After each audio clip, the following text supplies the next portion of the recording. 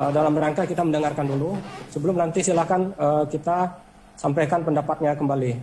Gitu Pak ya. Kami persilakan. Mungkin saya bisa sampaikan 5 menit saja. Saya dari tadi memperhatikan ini sebenarnya ada satu saluran yang salah. Mungkin saya bisa menerangkan. Mungkin ya ini mumpung ada kesempatan ini sebenarnya saya menunggu sudah lama. Jadi begini Bapak, mungkin saya bisa terobos sedikit aja ya, singkat kata. Kalau di pihak Indonesia itu saat sekarang ini sangat konsen sekali untuk mengembangkan pertumbuhan ekspor kita ke China. Bahkan dari badan karantina pun sangat support pada kita. Tetapi ini kembali lagi, karantina kita ini tidak punya bargaining apapun, tidak mempunyai satu bargaining yang kuat dengan GACC. Sehingga contoh misal aja, kalau tadi dikatakan Ahmad dari PSBN yang mengatakan memang ini rumit perjalanan ini, memang itu benar. Akan tetapi belakangan ini Cina sudah melonggarkan. Tetapi yang lucunya di bulan 7, ini saya bicara apa adanya, di bulan 7 itu ada 5 eksportir yang melakukan kesalahan. 4 eksportir mendapatkan kuota mungkin 7 kali, asalnya 4 ton, 5 ton bisa mendapatkan 30 ton, bisa 25 ton. Tapi ada satu eksportir, kebetulan kuotanya sangat sedikit, 2 ton aja, sampai sekarang masih di-ban. Nah ini artinya, yang saya tenggarai, saya tidak mencurigai dan tidak menuduh, ada perasaan cinta dan tidak cinta antara otoriter GACC dengan para pelaku usaha yang di Indonesia. Sedangkan saya sendiri sudah 4 tahun, kuota saya cuma 2,2 ton. Mungkin orang seluruh Jawa Timur tahu berapa karyawan kita di Bojonegoro. Karyawan kita 3.000, 4.000. Saya eksportir non-China. Sampai hari ini pun, kita mengajukan sudah 10 kali, dari 2,2 ton menjadi 6,7 ton, sampai hari ini pun juga tidak diindahkan. Nah ini mungkin teman-teman dari pertanian maupun perdagangan maupun dari karantina harus mencari benang merahnya di mana. Kenapa ada beberapa kelompok tertentu mendapat kuota itu dengan mudah, tapi ada yang lain sudah ibaratnya berdarah-darah tidak mendapatkan. Dan yang mendapatkan kelompok-kelompok itu ya orang-orang itu aja. Kalau ini saya tenggarai terjadi kartel monopoli di dalam perwelatan Indonesia. Entah di mana. Saya juga tidak bisa menerangkan di mana benang merahnya. Kalau tadi Bu Marina mengatakan, itu memang benar, atasan perdagangan sudah sangat support. Akan tetapi, kenapa yang bisa mendapatkan dengan cepat izin itu dan kuota itu orang-orang tertentu itu aja. Sedangkan yang lain tidak. Nah ini perlu penyelidikan yang lebih mendalam dan kajian yang lebih mendalam. Artinya, yang dikatakan teman-teman tadi itu memang benar, Pak Budi itu juga benar. Tapi ini ada satu benang merah yang harus diurai bersama-sama. Ini tugas putra bangsa karena ini adalah produksi Indonesia, tetapi yang menikmati bukan orang Indonesia, tapi orang yang luar. Bahkan saya tahu sendiri, saya jamin 1000%. Orang yang mendapatkan kuota-kuota itu tidak punya kemampuan industri yang sangat besar seperti itu. Mereka cuma melakukan labelisasi aja. Nah, saya pun saat ini saya ekspor ke Malaysia juga melakukan labelisasi di Malaysia.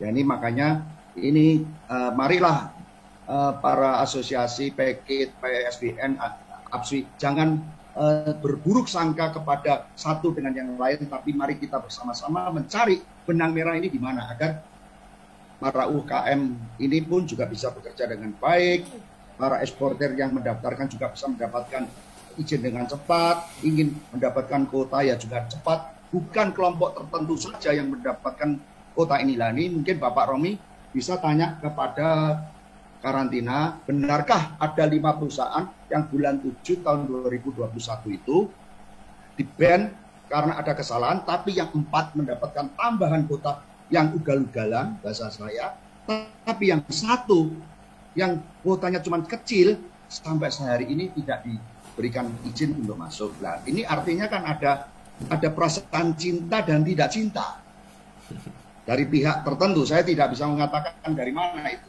Nah, ini mungkin bapak-bapak yang lain yang bisa mencari benang merah ini mungkin dari data dari karantina mungkin Bapak minta apakah benar seperti ini. Kalau memang benar ya marilah kita benahi bersama-sama. Itu aja. Jadi mohon maaf ini para teman-teman asosiasi, Pak Wahyudin, Pak Daniel Tong, Pak Mul, saya harus mengatakan yang sebenarnya. Karena ini sudah menjadi polemik yang di luaran. Sebenarnya saya tidak ingin ikut rapat-rapat seperti ini, Pak. Karena ini tidak membuahkan hasil. Karena sudah lama sekali. Bahkan pada waktu tahun 2019 terjadinya ingin ada ekspor bahan baku, itu saya yang nyetop dengan Pak Enggar, Menteri Perdagangan. Nah, tetapi kemajuan-kemajuan mengenai ekspor ke China ini seolah-olah dimiliki oleh kelompok tertentu. Nah, ini yang saya tidak fitnah, ini memang apa adanya. Mungkin data ini bisa dicek. Saya tahun 2018 minta tambahan, kuota saya itu cuma 2,2 ton, minta menjadi 6 ton aja harus 4 tahun. Nah, ini saya kan punya bisnis lain. Kalau saya hanya bisnis itu mungkin sudah gulung tikar. Nah, ini yang sama dirasakan oleh para UMKM dan para eksportir kecil-kecil yang lainnya. Ya, ini kira-kira masukan pada saya. Jadi teman-teman para asosiasi, mari kita cari bersama-sama benang merahnya itu di mana. Ya, kira-kira seperti itu Pak Romi, masukan saya. Baik, terima kasih Pak Handoko. Tadi memang kami memberikan kesempatan kepada Pak Handoko karena saya lihat Pak Handoko sudah sangat ingin sekali menyampaikan dari sisi informasinya. Pak Handoko dari asosiasi mana? Saya dari PPSBI, saya Wakil Ketua Umumnya Pak Budi Maranatha. Kita berdua yang dahulu yang tahu sejarahnya bagaimana rumitnya ekspor Indonesia sampai ke China itu, kita berdua yang lakukan fight pada saat itu. Tapi belakangan ini ya sudahlah, yang muda-muda yang lebih aktif ya biarlah. Tetapi belakangan ini saya melihat ini ada sesuatu yang janggal. Kelompok tertentu aja yang bisa menikmati, tetapi yang lain tidak bisa. Bahkan ini mungkin Bu Marina bisa mendengar kata-kata saya, ada 5 perusahaan kok di Indonesia. Yang satu anggota dari PPSBI dari Semarang. Sampai sekarang masih di ban. Pimpinan tolong terus di stop. Sebelum bergerak ke yang lain, saya sampaikan pimpinan rapatnya adalah saya. Saya diperintahkan oleh Sekretariat Hak Level Dialog ini untuk memimpin rapat ini. Jadi selanjutnya sebelum saya memberikan kesempatan ke Kementan dan Kemendak, saya lihat Bu Marina masih resen. Apakah Bu Marina ingin melakukan penyampaian? Iya Bapak, izin. Ya. Ya, Pak Romi, Bapak dan Ibu, apa yang dikatakan Pak Handoko mengenai 5 perusahaan yang memang memiliki kasus di tahun 2021 itu betul. 4 perusahaan kasusnya adalah karena dia kelebihan ekspor, kapasitas ekspor.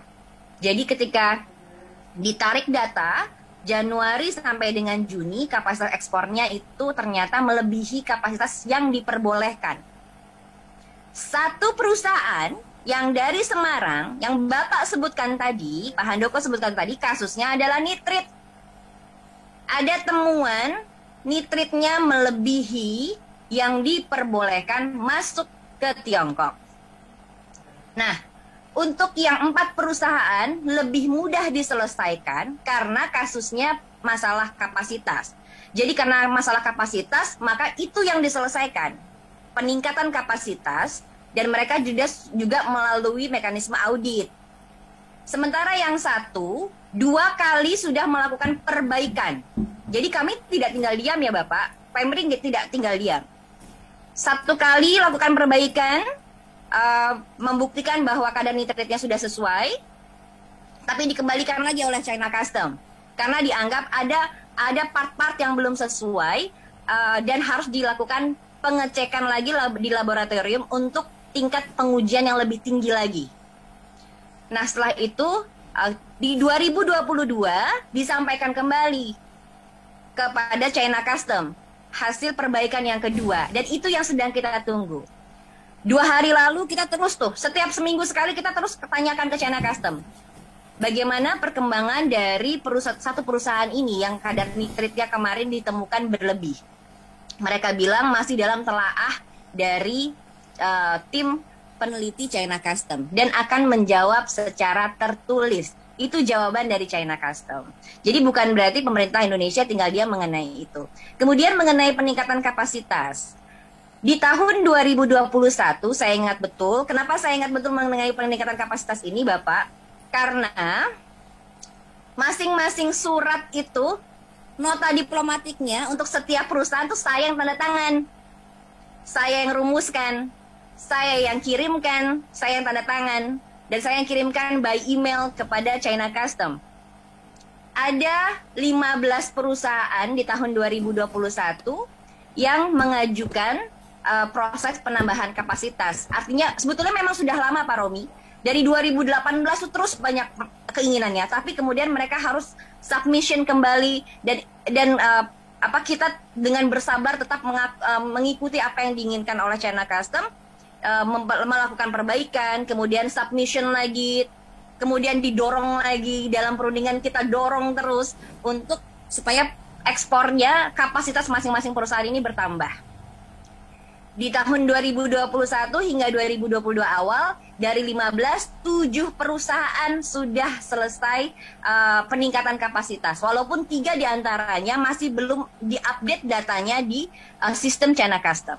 Tahun ini, proses permohonan peningkatan kapasitas dilakukan melalui sistem Pak Romi. Jadi sistem CIFR. Nah, artinya di sini masing-masing perusahaan melakukan resubmission melalui sistem untuk untuk diajukan ke China Custom agar meningkat kapasitasnya. Nanti setelah di-approve akan dilakukan updating announcement dalam sistem China Custom. Nah, keuntungannya dari sistem adalah Bapak dan Ibu bisa lihat langsung bagaimana perjalanan, karena itu digital ya. Jadi bisa dilihat kapan saja prosesnya. Bisa dilakukan kapan saja, 24 jam. Tidak perlu melalui pemerintah, tidak perlu dilihat melalui KBRI Beijing. Karena kondisi ini Pak Romi, jujur kalau Pak Handoko tadi bilang jujur-jujuran, padahal itu lebih banyak asumsinya, tanpa data, tanpa dasar. Jujur kalau saya katakan bahwa masalah wallet ini sebetulnya sudah tidak sehat. Kenapa tidak sehat? Karena masing-masing ini punya rasa jealousy yang sangat tinggi. Tidak ada rasa bersatunya. It's nonsense. Tidak ada rasa bersatunya. Masing-masing saling hantam dengan caranya masing-masing, termasuk teman-teman pemerintah dan kami yang di KBRI yang difitnah macam-macam di Indonesia. Dan itu terdengar jelas di sini. Suara fitnahannya, bagaimana kami dianggap berlaku tidak adil, ada rasa cinta tertentu pada grup tertentu, banyak sekali gitu. Tapi kan kita tidak mau bahas itu. Bu Marina yang merasa cinta. Kita mau membahas bagaimana ini mengarah pada solusi yang terbaik tentunya Pak Romi. Dan yang kita inginkan adalah tentu sama ya, sama-sama berjalan sesuai dengan prosedur, dan kalau berjuang ya kita berjuang sama-sama. Kira-kira begitu sih Bapak. Jadi kami sebutkan memang betul ada masalah 5 itu dan 4 sudah selesai karena masalah case-nya berbeda dengan yang 1. Kira-kira begitu Bapak. Terima kasih. Baik Bu Marina, saya kira jelas dan kita kembali bersama di sini duduk bukan untuk mencari siapa yang salah dan kemudian menyalahkan, tetapi memang kita di sini duduk bersama untuk mencari solusi dari permasalahan. Itu poinnya. Pak Handoko, silakan. Jadi begini pimpinan. Jadi yang kita tidak ada perasaan cemburu atau tidak. Kita sebagai pebisnis, saya bisnis Malet itu sudah 35 tahun. Mungkin seluruh Kabupaten Bojonegoro itu karyawan kita hampir 5.000. Jadi maaf yang disampaikan dengan Bu Marina tadi mungkin persepsi ya.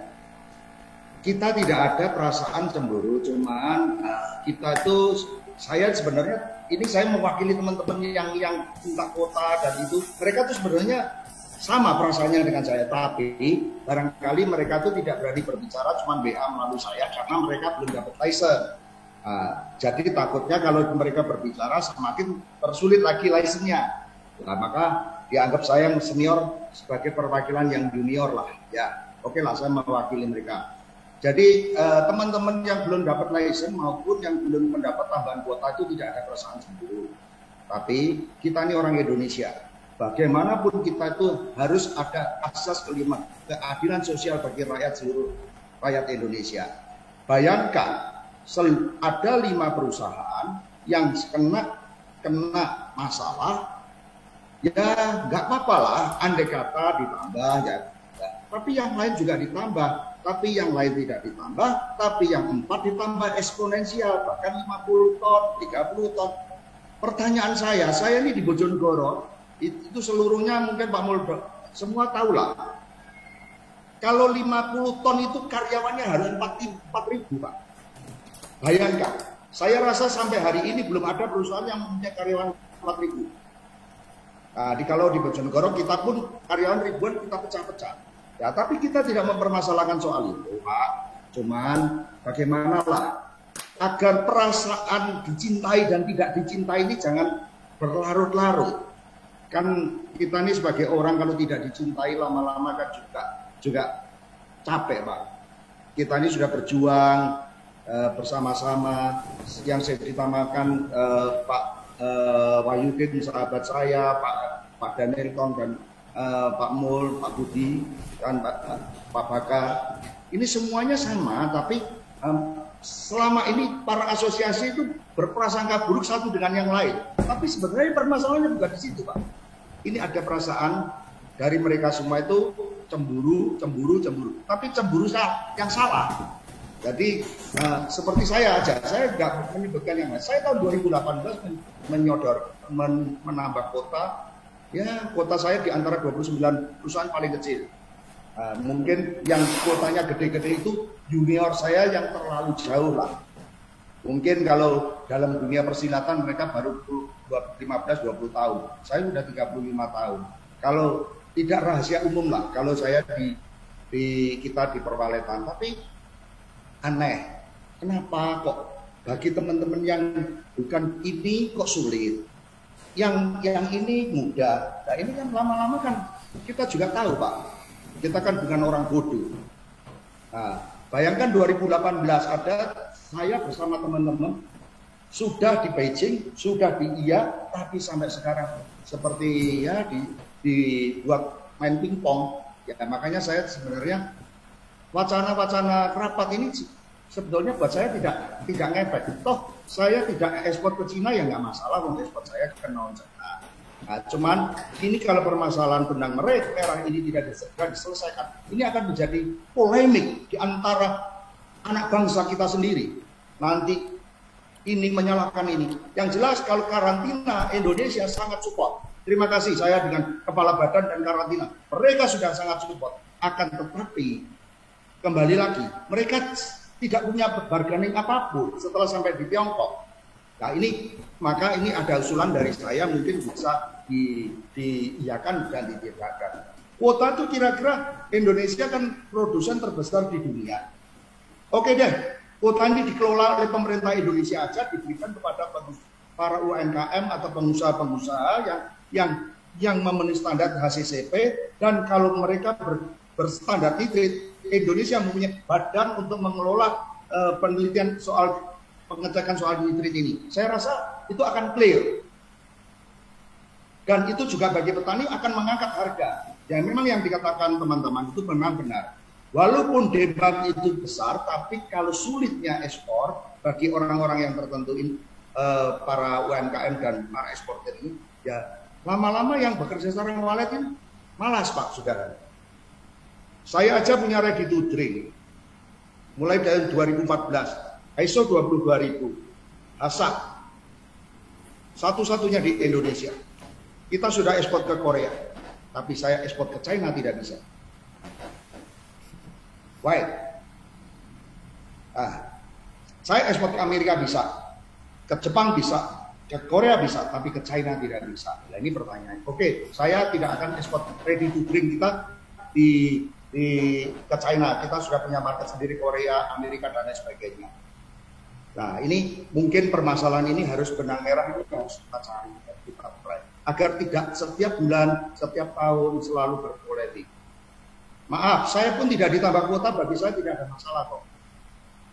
karena bisnis saya bukan walet aja. Tapi mungkin bagi yang lain-lain yang tidak diberi kuota atau tambahan, itu akan jadi masalah. Tapi ya oke lah, ini mungkin akhir dari perjuangan perwaletan. Saya akan pasang badan untuk anak-anak bangsa kita. Ini tidak fair. Bayangkan, kita pabrikan di Indonesia. Kita sebagai buruh mereka, kita harus setor barang kepada mereka, kita harus label kepada mereka, kita harus bayar kepada mereka. Padahal mereka tidak ada kemampuan. Ayo, kalau kita mau buka, mari kita buka. Karena ini kalau tidak dibuka jadi ribut terus Pak, kasihan anak bangsa kita. Mungkin kalau ada pertemuan boleh saya uraikan. Tapi kita ini orang Indonesia. Kita punya martabat, kita punya daulat. Saya tidak mau gaduh dalam hal ini. Ya sudahlah, yang berlalu biarlah berlalu. Mari kita benahi bersama-sama. Carilah jalan yang indah buat rakyat Indonesia, bangsa Indonesia, pengusaha Indonesia, agar sama-sama berdiri sama tinggi. Jangan kita direndahkan, padahal kita punya kedaulatan yang sangat tinggi. Maaf, ini memang waktu yang saya tunggu sudah bertahun-tahun, Pak. Mungkin bisa disampaikan. Terima kasih Pak, kira-kira seperti itu Pak. Baik Pak Handoko, kami melihat